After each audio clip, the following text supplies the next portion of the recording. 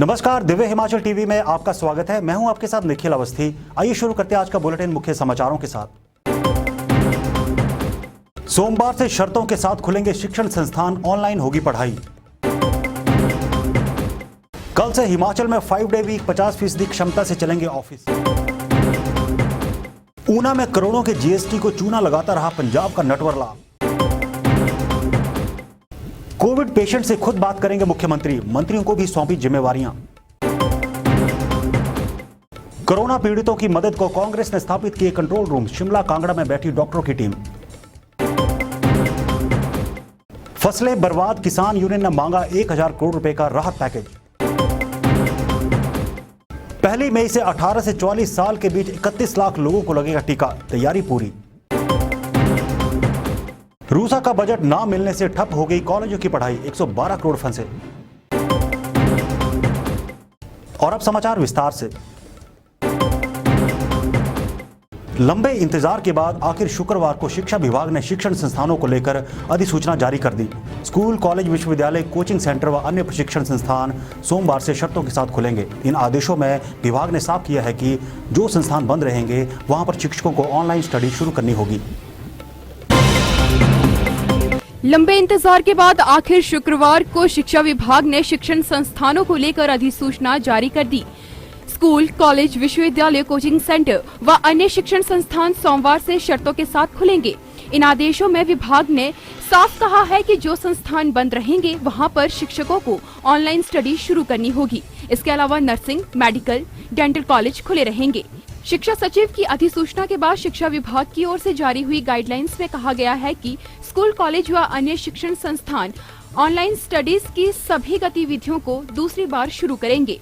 इसके साथ ही सरकारी स्कूल के शिक्षक भी घर से ऑनलाइन स्टडी छात्रों को करवाएंगे। विभाग के आदेशों में कहा गया है कि पहले की ही तरह प्रश्नोत्तरी प्रतियोगिता भी दूसरी बार शुरू की जाए। हिमाचल में कोविड से निपटने के नए नियम कल से लागू हो जाएंगे। इसके तहत सरकारी दफ्तरों में 5 डे वीक की व्यवस्था लागू कर दी जाएगी, यानी अब ऑफिस सोमवार से शुक्रवार तक ही खुल पाएंगे। प्रदेश में कल से 5 डे वीक की व्यवस्था शुरू हो जाएगी।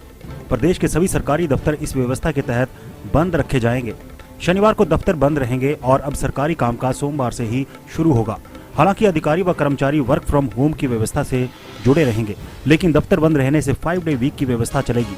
यहां पर कोरोना की दूसरी लहर को तोड़ने के लिए इस तरह का फैसला लिया गया है, जिसकी व्यवस्था इसी शनिवार से शुरू की जा रही है। 2 दिन सप्ताह में सरकारी दफ्तरों के बंद रहने से लोग घरों से नहीं निकलेंगे और इससे बाहर ज्यादा भीड़ भाड़ भी नहीं होगी, क्योंकि बाजारों को भी बंद रखा जा रहा है। बाजार भी बंद रहेंगे और दफ्तर भी। ऐसे में यहाँ कोरोना की चेन को तोड़ने में सहायता मिलेगी। नटवर लाल सरकारी खजाने को किस तरह से चूना लगाते हैं, इसका उदाहरण आज एक बार फिर सामने आया है। इनकम टैक्स डिपार्टमेंट के ऊना ऑफिसर ने पंजाब के एक उद्योगपति को करोड़ों का जीएसटी डकार जाने के आरोप में धरा है। इस व्यक्ति ने एक फर्म बनाकर उसके आगे कई फर्जी कंपनियां खड़ी कर दी और जीएसटी को हड़प करता रहा। देखते हैं ये रिपोर्ट। राज्य कर एवं आबकारी विभाग मध्यम प्रवर्तन क्षेत्र ऊना कार्यालय ने फर्जी फर्में बनाकर करोड़ों रुपए की जीएसटी डकार जाने के मामले का पर्दाफाश किया है। पंजाब के एक उद्योगपति ने गगरेट में एक कंपनी अधिनियम व जीएसटी अधिनियम के तहत पंजीकृत करवाकर 3 फर्जी फर्में खड़ी कर 108 करोड़ रुपए से अधिक की खरीद दर्शाकर करीब 13 करोड़ 2,41,812 रुपए का जीएसटी घोटाला कर डाला। राज्य कर एवं आबकारी विभाग ने इस घोटाले को पकड़कर अब 30 करोड़ 40,72,355 रुपए की अतिरिक्त डिमांड लगाई है।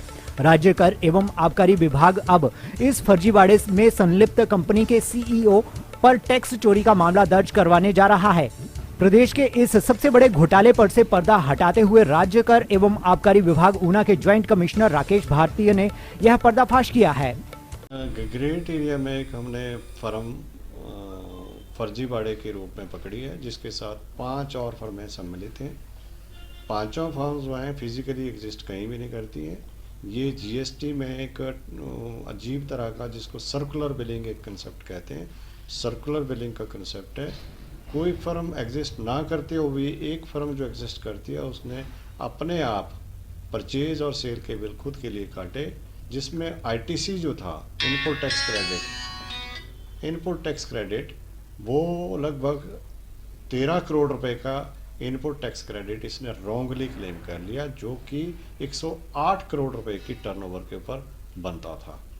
अब ये पूरा का पूरा जो मामला है वो हमने जालंधर, अमृतसर और साथ में लुधियाना, जहाँ जहाँ ये फर्म के प्रोप्राइटर्स थे, डायरेक्टर्स थे, नूरपुर में भी थे, इन सब को जाके असरटेन किया। सब ने शपथ पत्र दिया है कि ये फर्जीवाड़ा हमारे नाम से चलाया गया है। तो इससे प्रूव हो जाता है कि वाकई में फर्जीवाड़ा किसी एक आदमी ने, एक फर्म ने चलाया था। सर कितना जुर्माना किया गया अभी? ये टोटल मिला के जो जुर्माना है वो टैक्स के बराबर ही जुर्माना होता है जीएसटी में। 13 करोड़, अगर 2 लाख टैक्स है तो 13 करोड़ 2 लाख का ही जुर्माना है। कोरोना का डर और दर्द इंसान के वजूद को हिलाकर रख देता है। ऐसे में इमोशनल सपोर्ट किसी के भी मन में आशा की किरण जगा सकता है। मुख्यमंत्री जयराम ठाकुर का ये बयान कोरोना मरीजों के लिए संजीवनी साबित हो सकता है कि वे स्वयं मरीजों से बात करेंगे ताकि कोई भी डिप्रेशन जैसी स्थिति में ना जाए। पिछले साल की तरह इस बार भी कोरोना की दूसरी लहर में मुख्यमंत्री जयराम ठाकुर कोविड पेशेंट से बात करेंगे। उनसे बात कर उनका आत्मविश्वास बढ़ाया जाएगा ताकि लोग डिप्रेशन में ना जाएं। वहीं उनको पता चले कि सरकार भी उनके साथ है। बताया जा रहा है कि मुख्यमंत्री जयराम ठाकुर ने स्वास्थ्य विभाग से इस संबंध में जानकारी मांगी है। उन्होंने अस्पतालों में भर्ती कोविड मरीजों और होम आइसोलेशन में रहने वालों की भी सूची मांगी है। इन लोगों से मुख्यमंत्री बात करने का प्रयास करेंगे। साथ ही अपने मंत्रिमंडल के सहयोगियों को भी जिम्मेदारी देंगे कि वो लोग भी समय समय पर अपने अपने जिला के पेशेंट से बात करें। यह केवल मरीजों का मोराल बूस्ट करने के लिए है।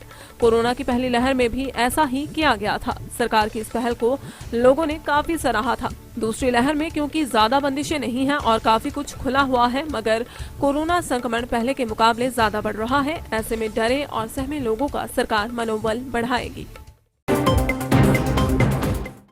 आपदा में अगर कोऑर्डिनेशन इसी तरह का रहे तो उसे काफी हद तक कम किया जा सकता है और अगर सत्ता पक्ष और विपक्ष एक साथ जुट जाएं तो शायद कोई समस्या ना हो। बहरहाल हम कांग्रेस की बात करते हैं। कांग्रेस ने आज एक बड़ा सुंदर उदाहरण प्रदेश की जनता के सामने रखा है। कांग्रेस की इस पहल की हर ओर सराहना हो रही है।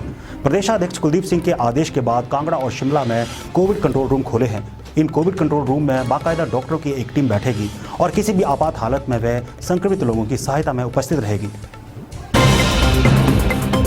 कांग्रेस अध्यक्ष कुलदीप सिंह राठौर 24 अप्रैल को प्रदेश कांग्रेस के सभी जिला अध्यक्षों के साथ वीडियो कॉन्फ्रेंसिंग से कोविड की वर्चुअली समीक्षा बैठक करेंगे। बैठक में प्रदेश में बढ़ते कोरोना के मामलों को लेकर कांग्रेस पार्टी के योगदान और लोगों को सहयोग पर चर्चा और रणनीति पर विचार विमर्श किया जाएगा। इसी के साथ पार्टी अध्यक्ष जिला अध्यक्षों को इसके बारे में आवश्यक दिशा निर्देश भी देंगे। कांग्रेस सचिव हरिकृष्ण हिमराल ने बताया कि कांग्रेस अध्यक्ष कुलदीप सिंह राठौर ने प्रदेश कांग्रेस कार्यालय शिमला व कांगड़ा में कोविड कंट्रोल रूम की स्थापना कर दी है। यहाँ डॉक्टरों की एक टीम दिन रात सेवाएं देगी ताकि संक्रमित व्यक्ति और उनके अटेंडेंट को मुश्किलों का सामना न करना पड़े। पिछले 4 दिन से लगातार हो रही बारिश ने किसानों बागवानों की कमर तोड़कर रख दी है। बेमौसमी बारिश और अधिक ओलावृष्टि ने नकदी फसलों की भरपूर झाड़ पर पानी फेर दिया है। आज भारतीय किसान यूनियन ने सरकार से मांग की है कि प्रभावितों को राहत पैकेज जारी किया जाए। हिमाचल प्रदेश के ऊपरी क्षेत्रों में भारी बर्फबारी तथा मध्यम ऊंचाई के क्षेत्रों में ओलावृष्टि से सेब तथा अन्य गुठलीदार फसलों का 80% या इससे भी अधिक नुकसान का अनुमान लगाया जा रहा है। अप्रैल के माह में कभी इतनी अधिक बारिश, ओलावृष्टि तथा बर्फबारी रिकॉर्ड नहीं की गई। भारतीय किसान यूनियन हिमाचल के अध्यक्ष अनिंदर सिंह नौटी ने कहा कि लोगों के सेब के बगीचे और पौधे भी बुरी तरह से प्रभावित हुए हैं। नेट तथा सपोर्ट सिस्टम बहुत जगह टूट गए हैं। उन्होंने प्रदेश सरकार से मांग की है कि कम से कम 1000 करोड़ रुपए का आपदा राहत पैकेज केंद्र सरकार या प्रदेश सरकार अपने स्तर पर जल्द से जल्द किसानों के लिए मुहैया करवाए। खबर राहत देने वाली है। अब उम्मीद की जानी चाहिए कि कोरोना वैक्सीनेशन अभियान को और रफ्तार मिलेगी। प्रदेश सरकार के हेल्थ डिपार्टमेंट ने 18 से 44 साल के करीब 31 लाख लोगों को कोरोना वैक्सीनेशन के लिए चिन्हित किया है और 1 मई से इस अभियान को शुरू कर दिया जाएगा। इसके लिए सारी तैयारियां शुरू कर दी गई हैं। देखते हैं ये रिपोर्ट। हिमाचल प्रदेश में 18 साल से 44 साल तक की उम्र के लोगों की संख्या 31 लाख है। इतने लोगों को प्रदेश में 1 मई से नए टीकाकरण अभियान में टीका लगाया जाएगा। हिमाचल में इस आयु वर्ग के लोगों का आकलन करने के बाद स्वास्थ्य विभाग ने इसके अनुसार अपनी तैयारियां शुरू कर दी हैं। 1 मई से यहां पर टीकाकरण का अगला दौर चलेगा। पहले अभियान में हिमाचल को केंद्र सरकार की ओर से शाबाशी भी मिल चुकी है। ऐसे में अब नजरें दूसरे और महत्वपूर्ण अभियान पर है, क्योंकि इसमें लोगों की संख्या काफी ज्यादा है। चरणबद्ध ढंग से यहां पर 31 लाख लोगों को टीका लगाया जाना है। बता दें कि अभी तक राज्य में 14,37,514 लोगों को टीका लगाया जा चुका है। इसमें से पहली डोज लगाने वालों में 12,72,730 लोग शामिल हैं, तो वहीं दूसरी डोज लगाने वालों की संख्या 1,64,784 की है। यह अभियान यहां पर तेजी के साथ चल रहा है और हिमाचल के लोग टीकाकरण में उत्साह भी दिखा रहे हैं। जब हम राष्ट्रीय उच्चतर शिक्षा अभियान की बात करते हैं तो एक ऐसी परियोजना की तस्वीर आंखों के सामने आती है जिससे लगता है कि सब कुछ चुटकी बजाते ही ठीक हो जाएगा, मगर हकीकत इससे बिल्कुल उलट है। प्रदेश में बीते 2 साल से शिक्षा विभाग के पास पारित बजट की फूटी कौड़ी तक नहीं पहुंच पाई है। ऐसे में कॉलेजों को बांटा जाने वाला 112 करोड़ रुपए केंद्र के पास पड़ा है। ऐसे में कैसे कहा जा सकता है कि उच्चतर शिक्षा सही दिशा में है? आइए देखते हैं ये रिपोर्ट। हिमाचल में राष्ट्रीय उच्चतर शिक्षा के विकास की रफ्तार रुक गई है। पिछले 2 साल से मांग के बावजूद कॉलेजों को बजट जारी नहीं हो पाया है। 112 करोड़ रुपए की इस राशि के अभाव में कई कॉलेजों में की ढांचागत व्यवस्था ठप होकर रह गई है। कई जगह कॉलेजों में निर्माण कार्य में भी बाधा उत्पन्न हो रही है। ऐसे में शिक्षा विभाग ने केंद्रीय शिक्षा मंत्रालय से इस वित्त वर्ष में रुके बजट को जारी करने को पत्र भेजा है। फिलहाल रूसा प्रणाली में शैक्षणिक व निर्माण कार्य में जो विकास करना था वो पूरी तरह से ठप हो गया है। रूसा के तहत पढ़ रहे 70,000 छात्रों की शिक्षा गुणवत्ता पूरी तरह प्रभावित हुई है। बता दें कि रूसा के तहत केंद्र सरकार से मिला करीब 54 करोड़ रुपए का बजट लोक निर्माण विभाग को दिया गया है। इसमें से 50% तक की बजट खर्च हुआ है। हालांकि सरकार ने लोक निर्माण विभाग को आदेश दिए हैं कि जो बजट सरकार की ओर से कॉलेज को मिला है उसे खर्च किया जाए। और अब चलते चलते शिक्षक महासंघ की मांग, प्री बोर्ड और टर्म परीक्षाओं की औसत पर 10वीं का परिणाम घोषित हो। मंडी में चर्च चिट्टे के साथ पुलिस के हत्थे चढ़े 4 नौजवान आरोपियों में 2 इंजीनियरिंग व 1 ITI प्रशिक्षु। बीबीएन में 2 अलग अलग सड़क हादसों में 2 बाइक सवारों की गई जान, केस दर्ज कर जांच में जुटी पुलिस। चंबा में भूस्खलन के कारण खजियार रोड का 50 मीटर हिस्सा गायब, जिला के एक गांव में मकान पर गिरी चट्टान, बाल बाल बचा परिवार। तो चलिए आज के लिए बस इतना ही। देखते रहिए दिव्य हिमाचल टीवी।